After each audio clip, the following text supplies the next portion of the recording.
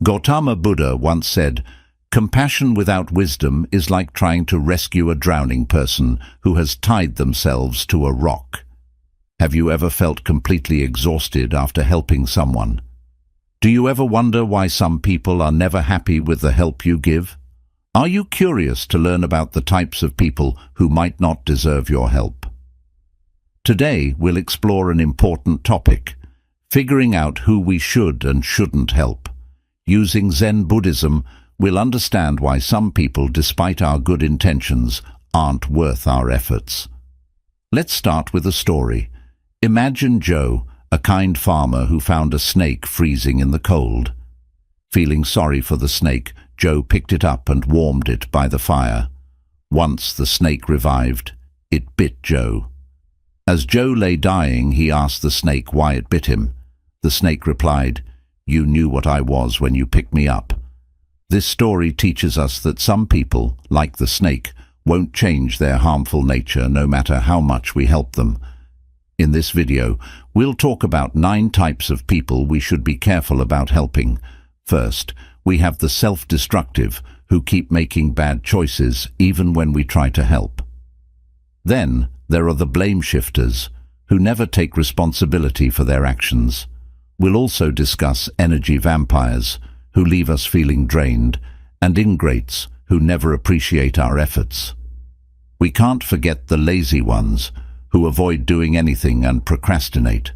There are also irresponsible people, who dodge their duties, manipulators, who use others for their own gain, perpetual critics, who always find something wrong, and narcissists, who think only of themselves and need constant admiration. Understanding these types of people is important for setting boundaries and taking care of ourselves. We'll share practical tips on how to recognize these harmful behaviors and balance our kindness with self-protection. Stay with us until the end to learn more about these types and how to protect your energy and well-being. Don't forget to like, subscribe, and share this video to help others understand these interactions better. 1. The self-destructive.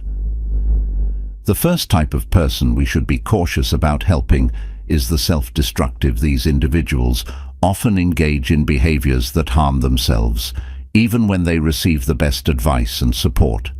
Understanding why they act this way is essential for us to know when to step back. Self-destructive people are those who make poor choices that hurt their lives. They might indulge in unhealthy habits, make risky decisions, or refuse to take actions that would improve their situations. Imagine a friend who always makes the same mistakes. Despite your advice, no matter how much you try to help, they continue on a path that leads to their own suffering. From a Zen perspective, self-destruction comes from a lack of self-awareness and understanding.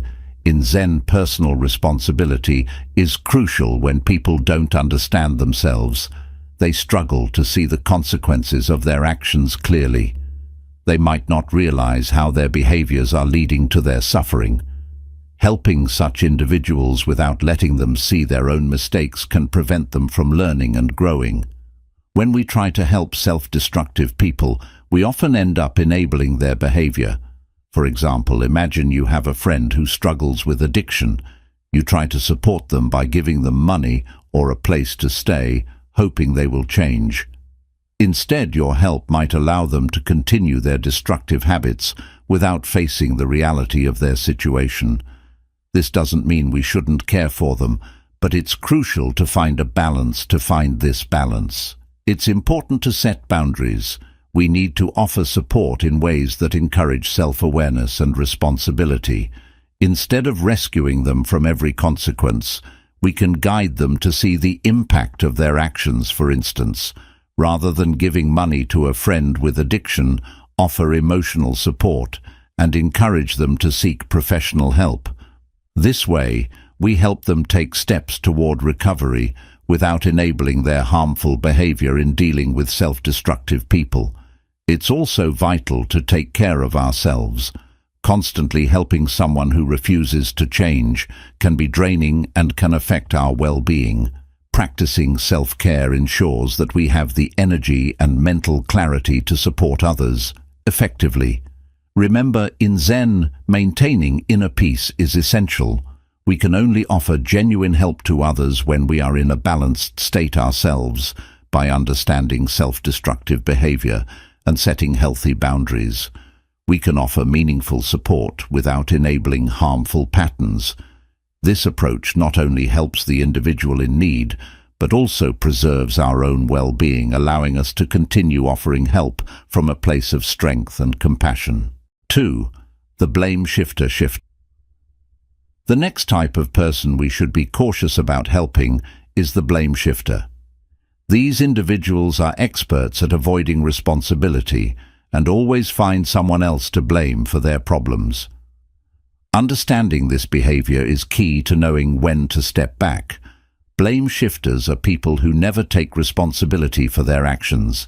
They might blame their failures on co-workers, friends, family, or even circumstances beyond their control.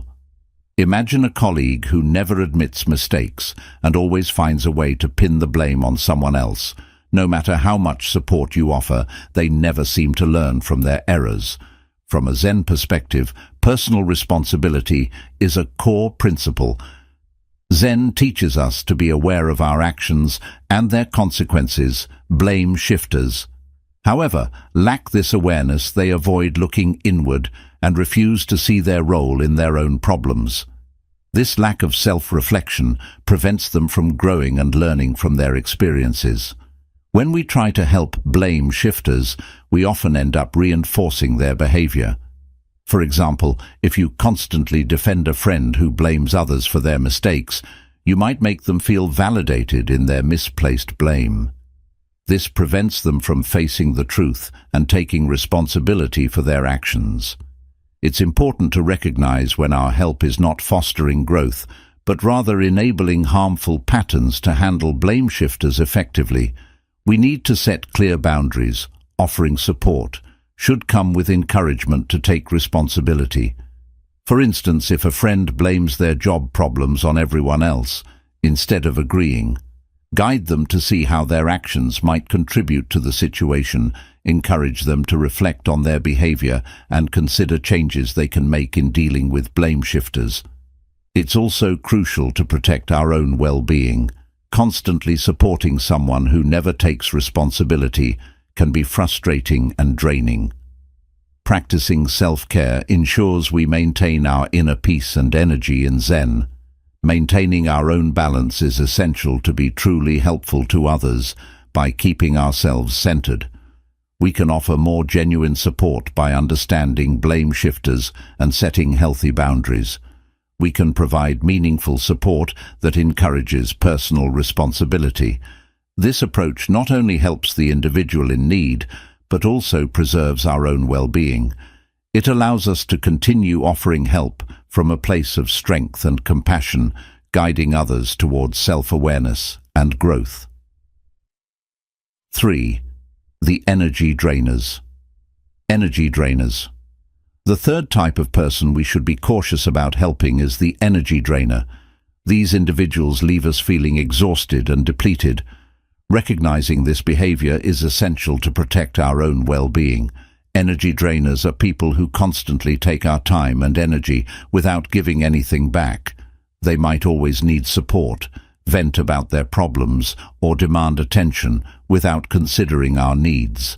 Imagine a friend who always calls you to complain about their life, but never asks how you are.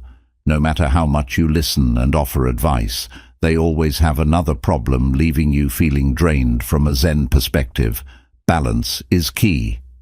Zen teaches us to maintain our inner peace and energy drainers. However, disrupt this balance, they take more than they give, leaving us feeling empty. It's important to recognize when someone is constantly taking our energy without reciprocating.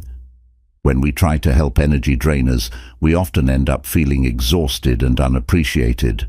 For example, if you spend hours listening to a friend's problems, but they never take your advice or show gratitude, you might feel used and tired. This one-sided exchange can be harmful to our mental and emotional health.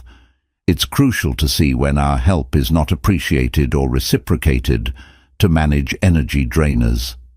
Effectively, we need to set boundaries. Offering support should not come at the cost of our own well-being. For instance, if a friend always calls to vent, set a limit on how much time you spend on these calls.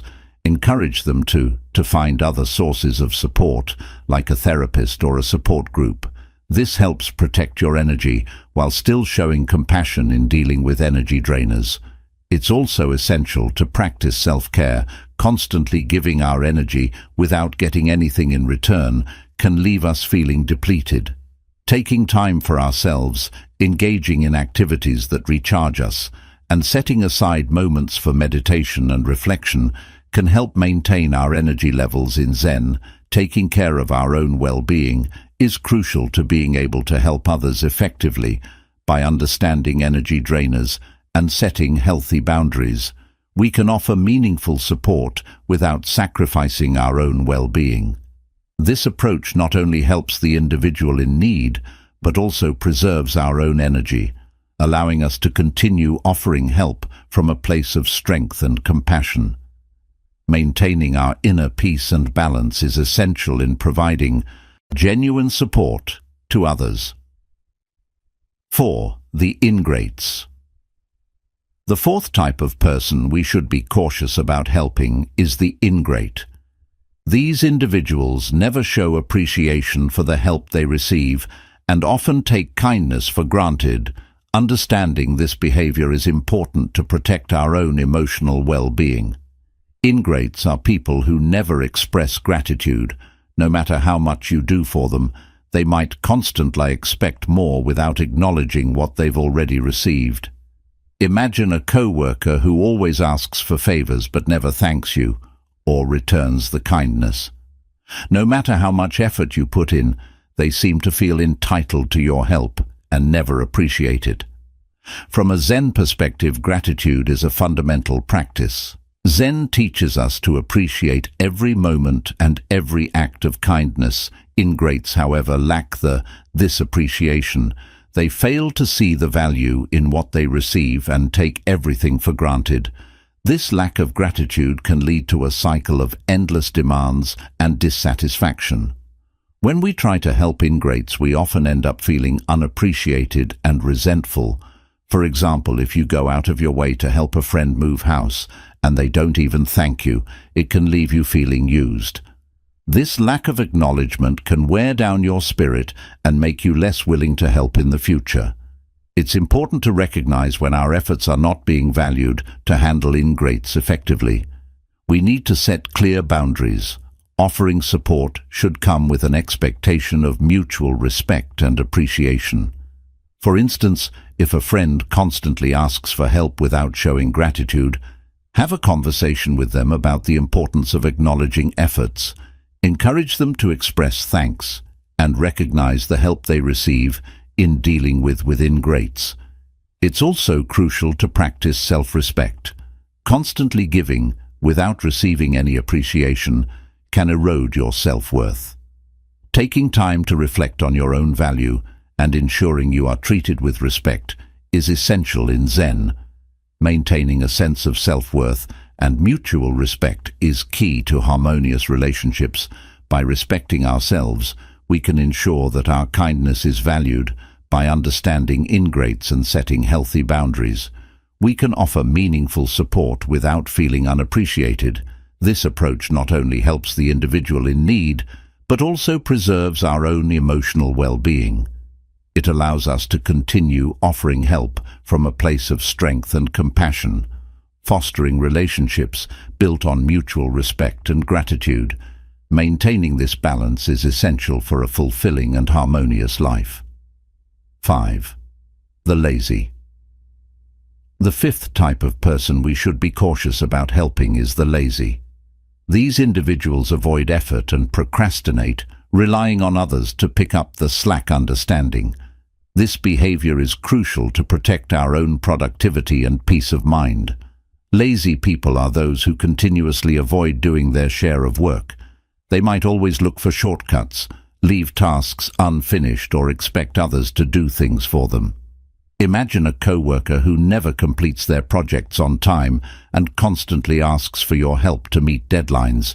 No matter how much support you offer, they never seem to improve their work ethic from a Zen perspective. Diligence and effort are essential principles. Zen teaches us to approach every task with mindfulness and dedication. Lazy individuals, however, lack this commitment.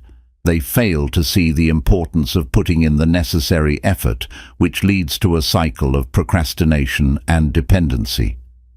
When we try to help lazy individuals, we often end up enabling their behavior. For example, if you consistently help a friend who avoids doing their share of a group project, you might find yourself doing most of the work. This not only burdens you, but also prevents them from learning the value of hard work and responsibility. It's important to recognize when our help is allowing laziness to persist to manage lazy individuals. Effectively, we need to set boundaries and expectations. Offering support should come with clear guidelines on what is acceptable. For instance, if a coworker regularly asks for help with tasks they should handle, explain that you're willing to assist, but only if they show effort and take responsibility for their part. Encourage them to take small steps toward completing their tasks.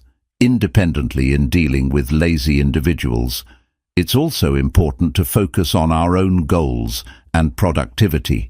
Constantly compensating for someone else's laziness can distract us from our own responsibilities and growth.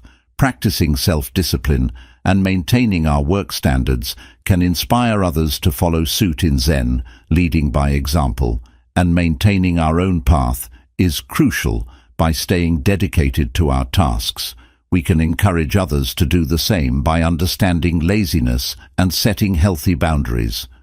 We can offer meaningful support without compromising our own productivity. This approach not only helps the individual in need, but also preserves our own sense of purpose and achievement. It allows us to continue offering help from a place of strength and compassion, fostering a culture of diligence and responsibility. Maintaining this balance is essential for a harmonious and productive life. 6. The irresponsible. The sixth type of person we should be cautious about helping is the irresponsible. These individuals avoid their duties and expect others to handle the consequences. Understanding this behavior is crucial to maintaining our own sense of responsibility and peace. Irresponsible people constantly dodge their responsibilities. They might forget important tasks, fail to meet deadlines, or neglect their commitments. Imagine a friend who always forgets to pay their share of the rent, or a colleague who never completes their part of a project. No matter how much you remind or assist them, they continue to be unreliable. From a Zen perspective, responsibility and duty are vital principles. Zen teaches us to be fully present and accountable for our actions. Irresponsible individuals, however, lack this awareness. They fail to see the impact of their action on others and often expect someone else to pick up the slack. This behavior can create a burden for those around them. When we try to help irresponsible people, we often end up taking on their duties.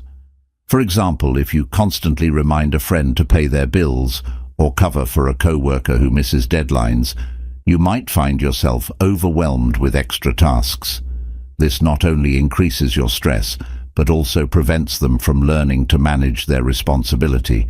It's important to recognize when our help is enabling their irresponsibility to manage irresponsible individuals. Effectively, we need to set clear boundaries and encourage accountability. Offering support should come with an expectation that they will take responsibility for their actions. For instance, if a friend always forgets to pay their share of expenses, have a conversation about the importance of being reliable and suggest ways they can remember their commitments, such as setting reminders in dealing with irresponsible individuals. It's also crucial to focus on our own responsibilities and well-being. Constantly covering for someone else can distract us from our own tasks and goals. practicing self-discipline and prioritizing our duties can serve as a positive example for others. In Zen, maintaining our own sense of duty is key. By staying committed to our responsibilities, we can inspire others to do the same by understanding irresponsibility and setting healthy boundaries. We can offer meaningful support without compromising our own sense of duty. This approach not only helps the individual in need, but also preserves our own well-being and sense of purpose. It allows us to continue offering help from a place of strength and compassion, fostering a culture of responsibility and reliability. Maintaining this balance is essential for a harmonious and productive life. Irresponsible people need to learn the consequences of their actions. If they don't, they will continue to rely on others to solve their problems. We must help them understand the impact of their actions, not by doing their tasks for them, but by guiding them to take ownership. Only then can they grow and become more reliable. In summary, dealing with irresponsible people requires setting boundaries, promoting accountability, and focusing on our well-being.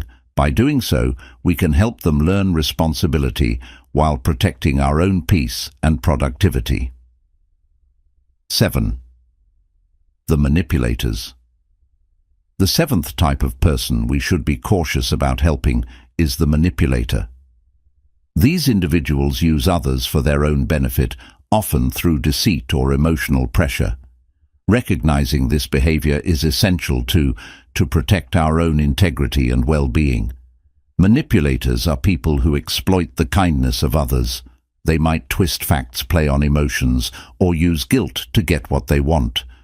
Imagine a friend who always convinces you to lend them money, promising to pay it back, but never does.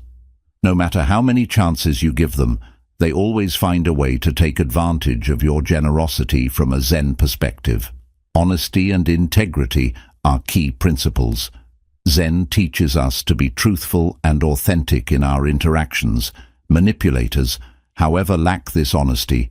They see others as tools to achieve their own ends, which can create a toxic and unbalanced relationship. It's important to recognize when someone is using manipulation tactics to control or deceive us. When we try to help manipulators, we often end up being used and feeling betrayed. For example, if you constantly lend money to a friend who never pays you back, you might feel resentful and foolish. This cycle of manipulation can erode your trust and self-esteem. It's crucial to identify when our help is being taken for granted and to set firm boundaries to handle manipulators. Effectively, we need to be assertive and clear. Offering support should come with an understanding of mutual respect and honesty. For instance, if a friend always manipulates you into doing favors, be firm in your responses and make it clear that you will not be taken advantage of. Encourage open and honest communication to foster a healthier relationship in dealing with manipulators. It's also important to trust our instincts and maintain our integrity. Manipulative behavior can be subtle and hard to detect, but our intuition often senses when something is off. Practicing mindfulness and staying true to our values can help us recognize manipulation and respond appropriately. In Zen, being aware and present in each moment allows us to see through deceit and stay grounded in our truth. By understanding manipulators and setting healthy boundaries, we can offer meaningful support without being exploited. This approach not only helps the individual in need, but also protects our own sense of self and integrity. It allows us to continue offering help from a place of strength and compassion, fostering relationships based on honesty and respect. Maintaining this balance is essential for a harmonious and fulfilling life. Manipulators need to learn that deceit and emotional pressure are not acceptable. By setting boundaries and insisting on honesty, we can guide them toward more genuine and respectful interactions. This way we help them grow while preserving our own well-being. In summary, dealing with manipulators requires clarity, assertiveness, and a strong sense of self. By recognizing manipulation tactics and responding with integrity, We can protect ourselves while encouraging healthier relationships. This balance is key to living a life of harmony and respect. 8. The perpetual critics wait. The perpetual critics. The 8th type of person we should be cautious about helping is the perpetual critic. These individuals constantly criticize without offering constructive feedback. Understanding this behavior is key to maintaining our own peace and self-confidence. Perpetual critics are those who always find something negative to say. They might point out flaws in your work appearance or choices, often without providing any helpful suggestions. Imagine a co-worker who always criticizes your projects but never offers any ideas for improvement. No matter how much effort you put in, they always find something wrong from a Zen perspective. Constructive feedback and positive communication are essential principles. Zen teaches us to speak with kindness and purpose, helping others grow. Perpetual critics, however, lack this approach. Their constant negativity can wear down your self-esteem and make you doubt your abilities. It's important to recognize when criticism is not aimed at helping you improve, but rather at bringing you down. When we try to help perpetual critics, we often end up feeling demoralized and inadequate. For example, if you constantly seek approval from a friend who always finds faults, you might feel that nothing you do is ever good enough. This continuous negative feedback can erode your confidence and make you question your worth. It's crucial to identify when criticism is becoming destructive rather than constructive to handle perpetual critics. Effectively, we need to set clear boundaries and focus on positive feedback. Offering support should involve encouraging constructive communication. For instance, if a family member always criticizes your choices, ask them to provide specific suggestions for improvement. Encourage them to share what they think is good and what can be better, fostering a more balanced and helpful dialogue in dealing with perpetual critics. It's also important to build our own self-confidence and resilience. Constant EXP exposure to negativity can affect our mental and emotional health. Practicing self-affirmation and surrounding ourselves with positive influences can help counteract the impact of perpetual criticism in Zen, maintaining inner peace and self-assurance is crucial. By believing in our own abilities, we can remain unaffected by unwarranted negativity. By understanding perpetual critics and setting healthy boundaries, we can offer meaningful support without letting their negativity affect us. This approach not only helps the individual in need, but also protects our own self-esteem and well-being. It allows us to continue offering help from a place of strength and compassion, fostering relationships based on mutual respect and positive communication. Maintaining this balance is essential for a harmonious and fulfilling life. Perpetual critics need to learn the value of constructive feedback and positive communication. By setting boundaries and encouraging a balanced approach, we can guide them toward more helpful interactions. This way, we help them grow while preserving our own peace and confidence. In summary, dealing with perpetual critics requires firmness, positive reinforcement, and a strong sense of self. By recognizing destructive criticism and responding with kindness and clarity, we can protect ourselves while fostering healthier relationships. This balance is key to living a life of harmony and respect. The way we respond to perpetual critics can shape our interactions and our own mental state. By focusing on positive reinforcement and setting clear expectations for respectful communication, we can transform a critical relationship into a more supportive and constructive one. This not only helps the critic become more aware of their impact, but also strengthens our own resilience and peace of mind. Maintaining a positive environment is crucial for personal growth and harmonious living. 9. The narcissists. The 9th type of person we should be cautious about helping is the narcissist.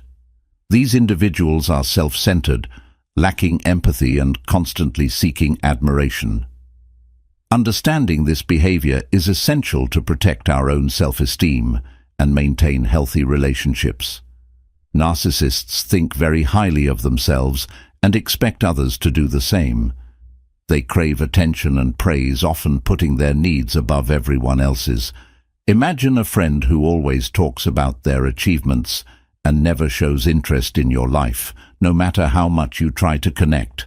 The conversation always revolves around them from a Zen perspective. Humility and empathy are key principles. Zen teaches us to be humble and considerate of others. Narcissists, however, lack this humility. They see themselves as superior and have little regard for the feelings of others. This self-centered behavior can lead to imbalanced and one-sided relationships. It's important to recognize when someone is prioritizing their own needs at the expense of yours. When we try to help narcissists, we often end up feeling unimportant and valued. For example, if you constantly praise a friend who never reciprocates, you might start to feel invisible and taken for granted. This one-sided admiration can erode your self-worth and make you feel less significant. It's crucial to identify when our support is fueling someone's ego rather than fostering mutual respect. To handle narcissists effectively, we need to set boundaries and promote equality. Offering support should come with an expectation of mutual respect and consideration. For instance, if a friend always dominates the conversation, gently steer the dialogue to include your experiences and interests as well. Encourage a two-way exchange that values both parties equally in dealing with narcissists. It's also important to reinforce our own self-worth. Constant exposure to self-centered behavior can make us question our own value. Practicing self-affirmation and surrounding ourselves with supportive people can help maintain our self-esteem. In Zen, recognizing our own worth and staying grounded in our values is crucial. By valuing ourselves, we can remain unaffected by someone else's inflated ego. By understanding narcissists and setting healthy boundaries, we can offer meaningful support without being overshadowed. This approach not only helps the individual in need, but also protects our own sense of self and well-being. It allows us to continue offering help from a place of strength and compassion, fostering relationships based on mutual respect and empathy. Maintaining this balance is essential for a harmonious and fulfilling life. Narcissists need to learn the importance of empathy and humility by setting boundaries and promoting equality. We can guide them towards more balanced and respectful interactions. This way we help them grow while preserving our own self-worth and dignity. In summary, dealing with narcissists requires firmness, self-respect, and a strong sense of equality. By recognizing self-centered behavior and responding with clarity and kindness, we can protect ourselves while encouraging healthier relationships. This balance is key to living a life of harmony and respect. The way we interact with narcissists can shape our self-esteem and our relationships. By focusing on mutual respect and setting clear expectations for balanced interactions, we can transform a self-centered relationship into a more supportive and empathetic one. This not only helps the narcissist become more aware of their impact, but also strengthens our own resilience and self-worth. Maintaining a respectful and empathetic environment is crucial for personal growth and harmonious living. When dealing with narcissists, it's essential to remember that our value is not determined by their recognition. We must uphold our self-worth and maintain our dignity. By doing so, we protect our inner peace and foster relationships grounded in mutual respect and understanding. Conclusion. People we should be cautious about helping: the self-destructive, the blame shifters, the energy drainers, the ingrates, the lazy, the irresponsible, the manipulators, the perpetual critics, and the narcissists. Each type can drain our energy and disrupt our peace. It's important to understand these behaviors and set healthy boundaries. Helping someone shouldn't come at the cost of our own well-being. By setting limits, we can offer support without enabling harmful patterns. This approach helps others learn responsibility, gratitude and respect while preserving our own peace and strength. Remember, true compassion includes caring for ourselves. We can't pour from an empty cup. Practicing self-care ensures we have the energy and clarity to help others effectively. Zen teaches us to maintain balance and mindfulness in our actions. By being aware of our own needs, we can help others from a place of strength and compassion. Encouraging personal responsibility in others is a key part of healthy support. This means guiding people to see the impact of their actions and encouraging them to make positive changes. It's about fostering growth, not dependency. This approach benefits everyone involved and leads to more meaningful and respectful relationships in our interactions. We must strive for balance.